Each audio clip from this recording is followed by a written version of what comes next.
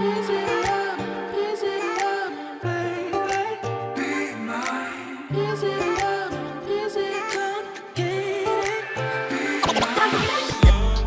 right, this is Benson Chisenga. Benson Chisenga is overseer of Glorious Gospel Bible Church.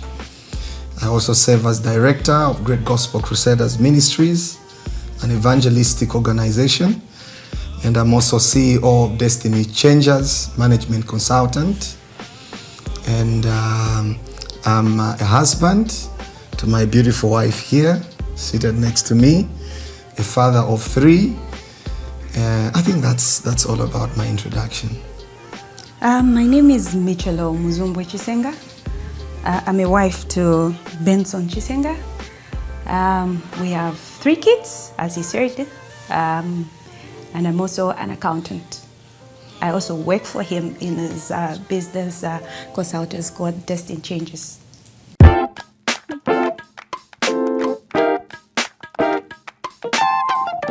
Interesting. Where do I start from? Ours is an interesting one. I share it very sparingly because I never wanted to mislead children. But it's a childhood love. We met during the time I was doing my grade 8. She should have been in grade 7. Yes.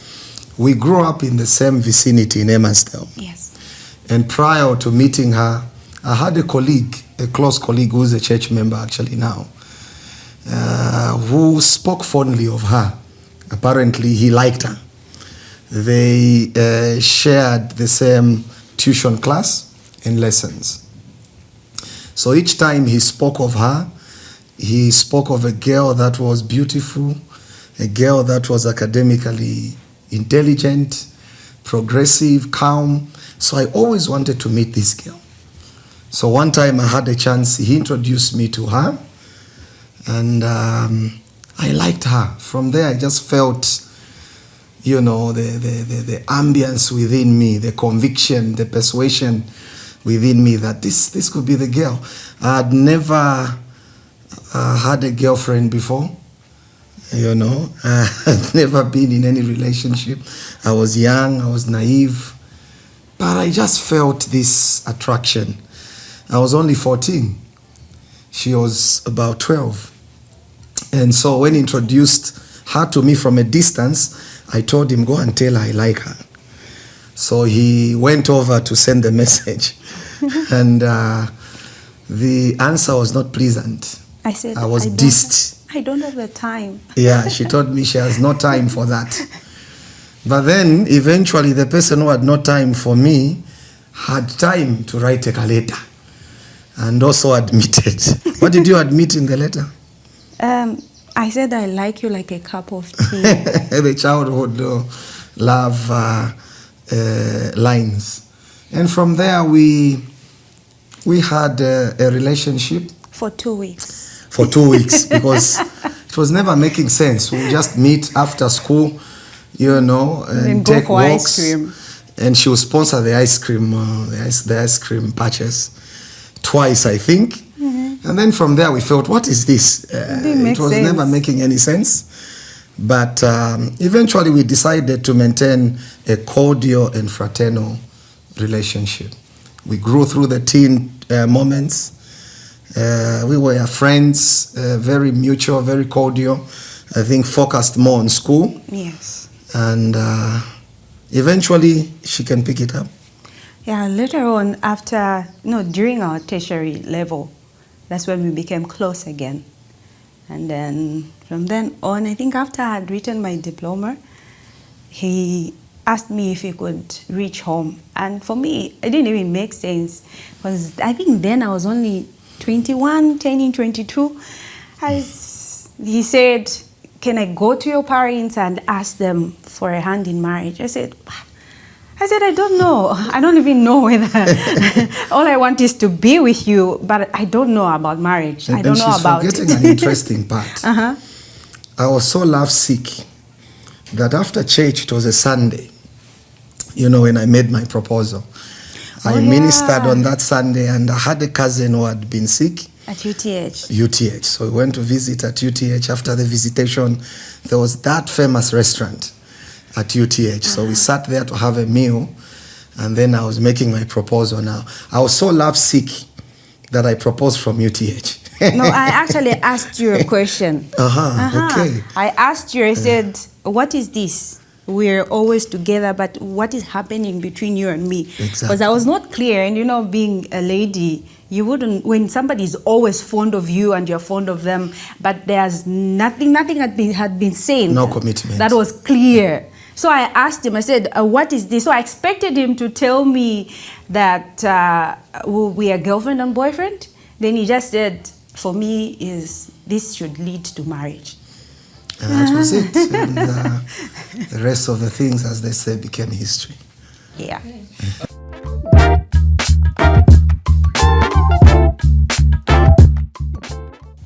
The picture had remained of him on my mind because he was like looking very clean among his friends, because he was in a Libala uniform and the rest were in Kablonga uniforms.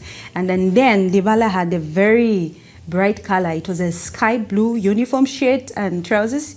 And I think that just remained on my mind. I said, how can a young boy keep himself clean? And I think it was on a Friday. Yeah. So, because Fridays we normally used to remain, we wouldn't take off our uniforms. You would remain with it until late in the evening. So I think that is what made me get attracted to him, because I felt if he can take good care of himself, he could be smart.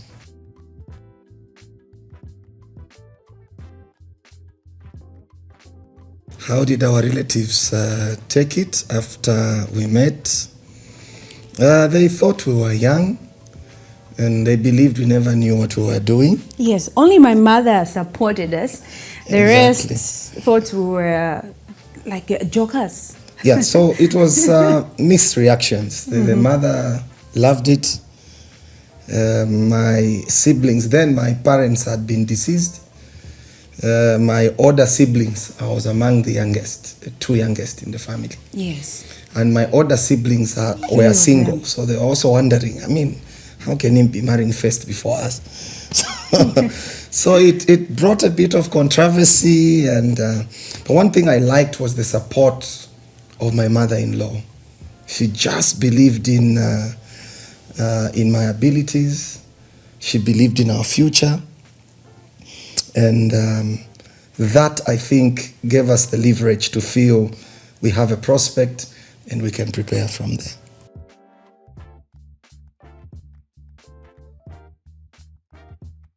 I don't know, maybe how long? I think I wouldn't tell. I think later on when we started having children, that's when they really believed that, okay, fine, these people are serious. Because when children start coming in, people have no choice but to just accept. And that, I should add, look, when it came to settling, during the interval of our relationship, she'll remember that I had left Zambia and went to South Africa. Yes. And I settled there. So periodically I'll come back to visit in Zambia. So there was a time I came to visit and there was an abrupt appointment I needed to go and secure back in South Africa. It was in December of 2003. I should assume, yeah, somewhere there. No. So because of the abruptness, I had to convince my siblings.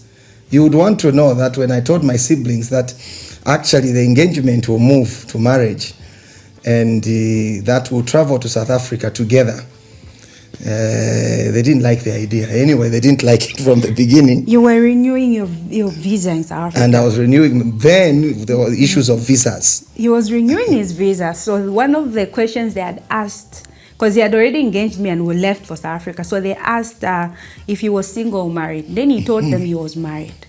Then they requested for the certificate. You are telling them I lied. No, I was just trying to clarify. You must have forgotten. Exactly. So he needed to give them the marriage certificate. So he had to travel back to Zambia.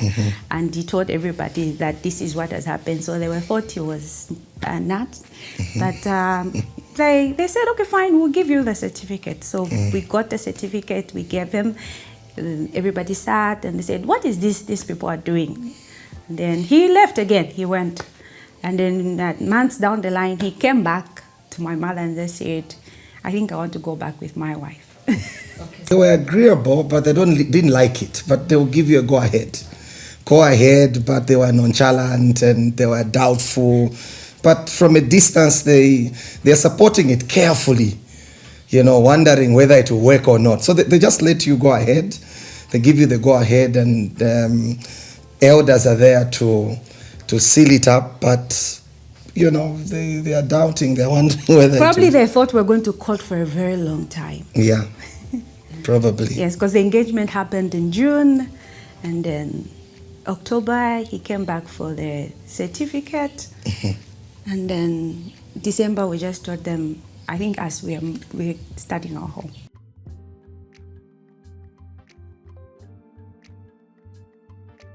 We had to gather the elders. As for us, that time it was not like the way it's happening nowadays where people gather themselves in restaurants or whatever and then get photos. For us it was different. You had to involve the elders and then they went to my relatives. And how did the engagement happen? Let me add hastenly to say I was in a very conservative church.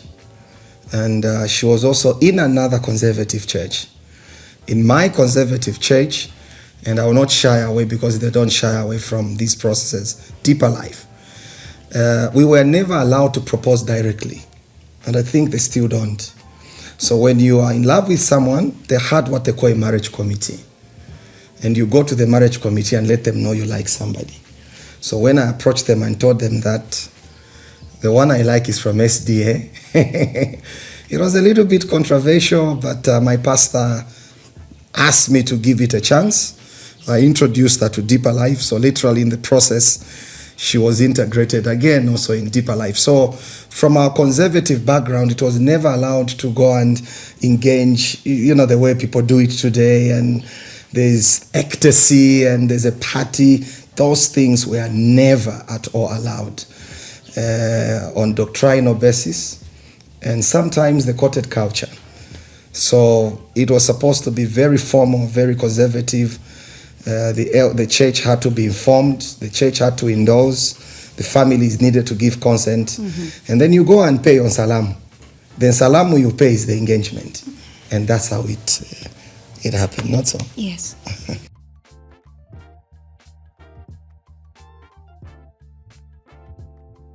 Well, I feel like I'm one of those few blessed people because I grew up never imagining myself in a wedding dress, and I guess life just gave me that. I never had a wedding. Remember, he got a certificate, went and left, and came back and said, "I want my wife." So for us, it was just there was no wedding. We would say it's Chombelanganda. I don't know how they say it in our language. So there was no wedding. It's just parents eat, and you go to your pastor, they pray for you, and then they say, okay, fine, you are husband and wife. And they seal the certificate. So it was moderate, it was simple, it was conservative, but it was sealed. The most important thing is to be prudent and discreet. And part of the decision we had to take was because I was in the diaspora. So we needed to be more prudent with our approach than extravagant. And I think the problem that most young people have is they do things for people to see and applaud them. They forget about reality because a wedding or marriage is not a ceremony. It's two people coming together and God endorses that and then becomes marriage. If you don't have the resources, I remember there was a person who got married in a Deeper Life who only had a church service and there was no reception. And today they're still married, they're husband and wife. So if you don't have the funds, do something moderate. Even just what is important is the church coming in and you're blessed. And if you have just little funds for the family to sit and celebrate, that's it. Don't do it for people because people will not be there to solve your problems if you're in debt. Okay. And I should add also that in our conservative arrangement, we were never allowed to even use rings. They had a doctrinal line to it, and they felt, and I think I really got convinced by the teaching. The teaching that a ring may be symbolic of love could be moderately correct, but we were taught that the real seal is in the heart. And so even during those moderate conservative weddings, there are no rings. There are no rings exchanged. There is no kiss that is exchanged. There is no, contemporary wedding dress that was allowed then. This is not to say the doctrine is the standard, a bureau of standard. It's not really scriptural, but it was bordered on creating and promoting a Christian life that is more focused on what is essential than what is a fad and what is the norm. I think in the end that has helped us to be discreet, to be prudent, and to be moderate in the way we approach life. And I find that very effective. Yeah. Surprisingly, nobody has asked me a question about the ring except a few. I don't know what goes on if they see me without a ring, but what I've noticed is that a lot of people would imagine you're not married, but they'll hear you talk about, I think I rarely preach and not make reference to my wife and my family. So they'll wonder how I'm married and I'm talking about a wife and I don't have a ring. I don't know whether they think I do that to cheat. I took it off so that I look very single and attract young ladies. But I've never had any pressure, I've never had any problem. And maybe because sometimes maybe my own conduct, my own character, my own demeanor just makes people, I think in the end it's people trusting you. Once you're trusted, some of these symbolisms don't matter to them. Yeah, because people would wear wedding rings and still cheat, so... Exactly. I just feel like it's just part of dress code. But when you're not trusted, they'll question even your lack of a ring on the finger.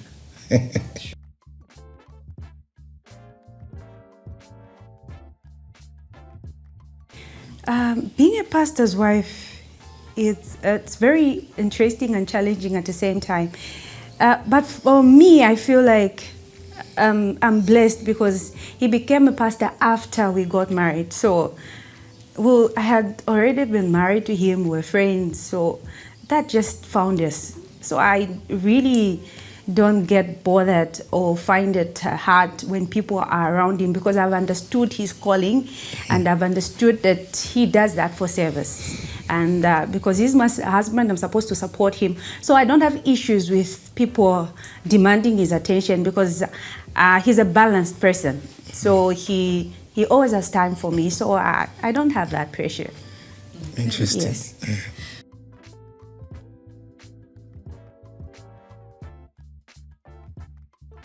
The priority order is natural.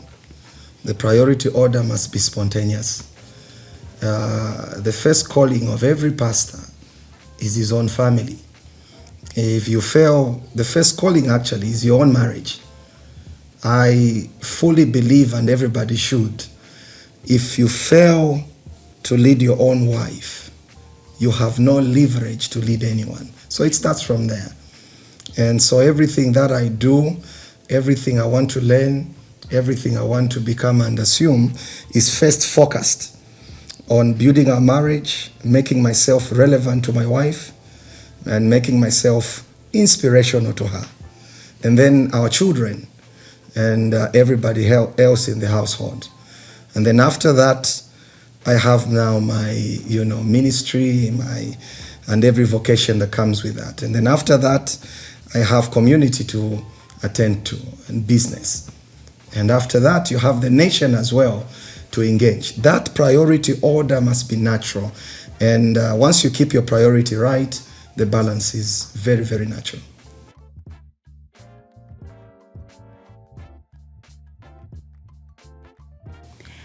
Sometimes it can be a challenge to balance ministry and being in the corporate world, because there'll be times when I'm demanded to attend to ministerial work during the week, and I'm also supposed to be at work. So you find that most of the times the ministerial work would suffer, but at the end of it all, I still have to remember that after all this, I'm still a Christian, meaning that I'm a disciple. Being a disciple, I just have to have time to save others, because as a disciple of Jesus Christ, I have to share the word of God with others. So I find it easy, because whether you are a pastor's wife or not, you still have to let the light of Christ in you shine. So sometimes it balances up.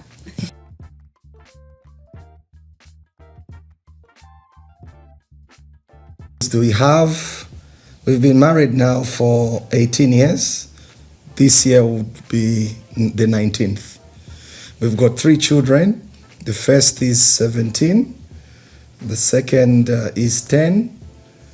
And the first is 17 and in grade 11 at David Kaunda Secondary School. Should mention that.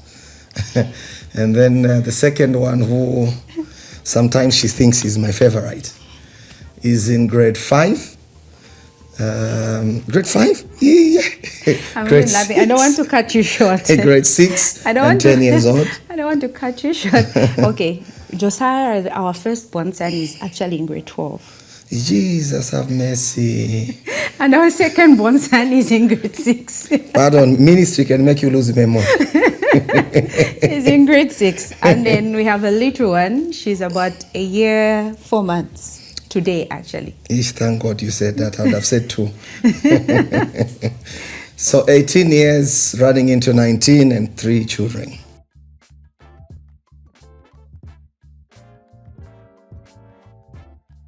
How do you raise the children without unfairness? All children have got their own strengths and weaknesses. Every child is unique in their own way. So we need to appreciate their strengths, and we also need to recognize their weaknesses. We need to give them equal attention. But sometimes there are certain traits that just draw you to, probably commend a child more than you do the others. This second child, his name is Jedediah. I think I commend him more because of his academic prowess. I naturally grew up more focused on academic excellence and just life excellence. So because he always performs well, so only around that, I think I commend him more. He's more reserved and less outgoing. Our firstborn is very outgoing, extremely outgoing. But the interesting thing is he's very careful with what he does. He knows how far is too far. And he's one of those children everybody thought could go hayway. But he has his own strength, he restrains himself. But this other child, because of the trait I love the most, so I commend him the most. But the little one is the only girl. For my firstborn, I wanted a girl. Yes, he actually bought dresses. And then we had a boy. Exactly. So the second one, I said, before you start buying anything, I think after the second trimester, I told him, let me go and do a scan. So when we did a scan, before I even did a scan, he came to me and told me, I had a dream. You're going to have a boy, and in that dream, God was telling me that he's going to be more wiser than the older brother. So I said, okay, fine. Before you even forget about your dream and start buying dresses, let's go for the scan. So I went for the scan, and the scan confirmed his dream. And there I said, I'll never have a child again. 10 years later, we had a girl. Maybe sometimes because of gender, she may become the favorite. Yeah, so there's serious child spacing among our children. The first one, between the first and the second, there's about 7 years difference. And from the second to the last, there's about 10 years difference, because we thought we were going just to have 2 children. We were okay with 2. So to answer your question, you just have to be fair, and you have to love them for their uniqueness.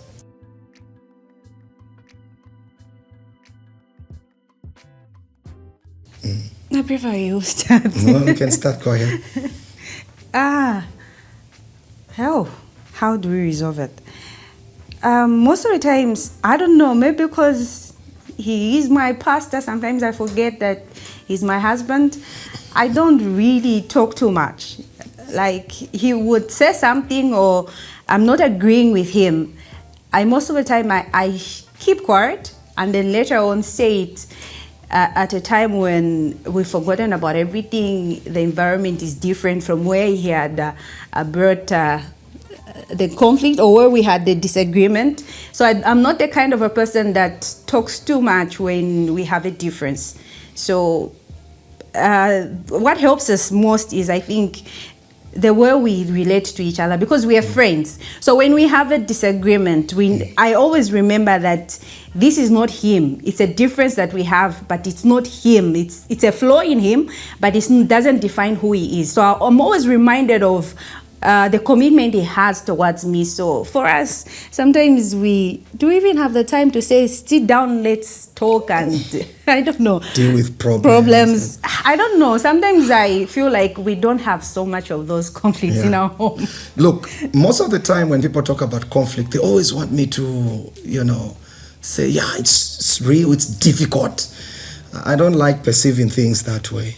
There are differences, I don't perceive them as difficulties.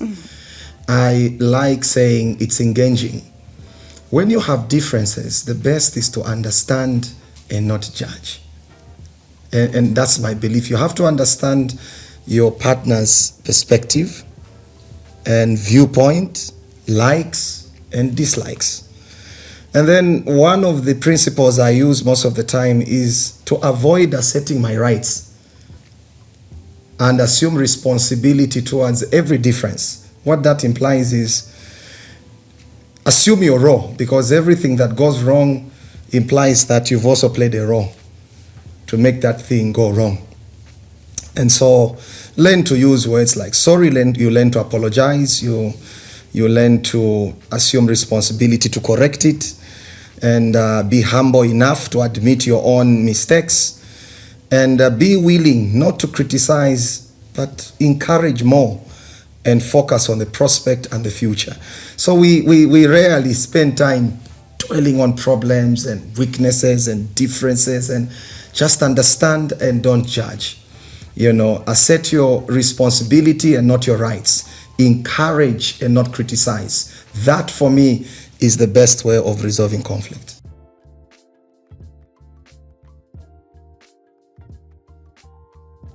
He's very considerate. He's a considerate man and very affectionate. I love her submission, her calmness, her way of understanding things and understanding you, and very extremely supportive. She's my number one church member, my number one business partner, and my best friend. That is something that I find interesting.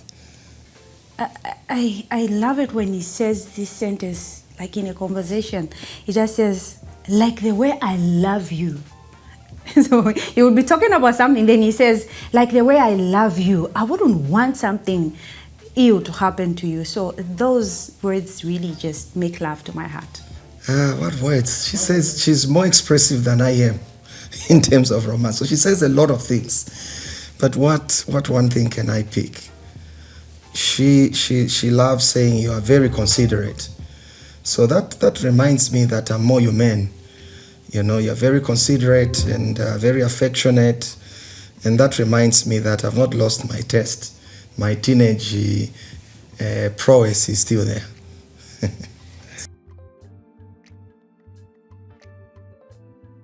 2 lessons. The first lesson is marry a friend. And ensure you are sharing the same values. How do I say it? I've heard of people who would say, I don't mind getting married to a person who's coming from another church. That's a problem, because we build values based on the information that we receive. And then church going is a place where we receive information, and that information helps us build values. So if you're coming from 2 different congregations or churches, you could be receiving different kinds of information and having different values.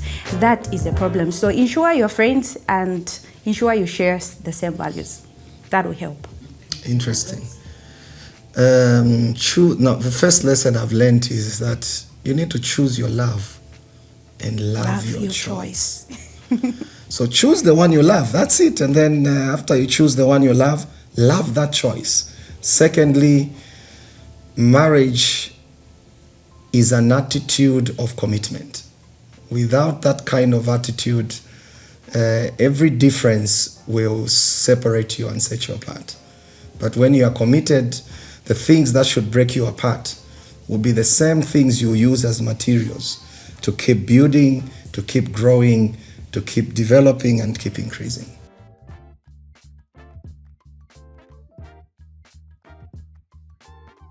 Marriages are falling apart.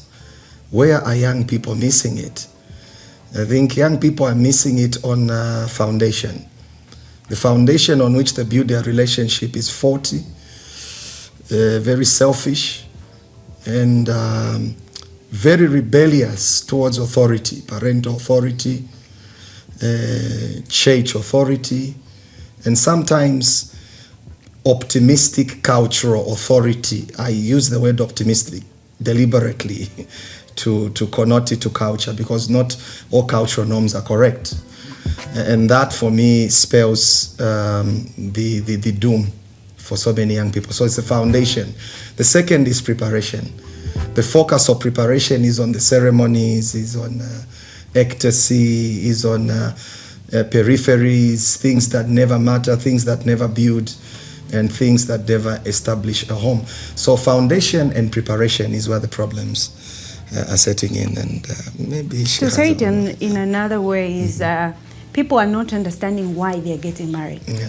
They are getting married for wrong reasons. Beautiful. So Exceptional. that's the reason why marriages are not working. Some people don't even understand what marriage is all about. So some people think marriage is about security, marriage is about because I'm old and I'm growing, so I just need to settle down.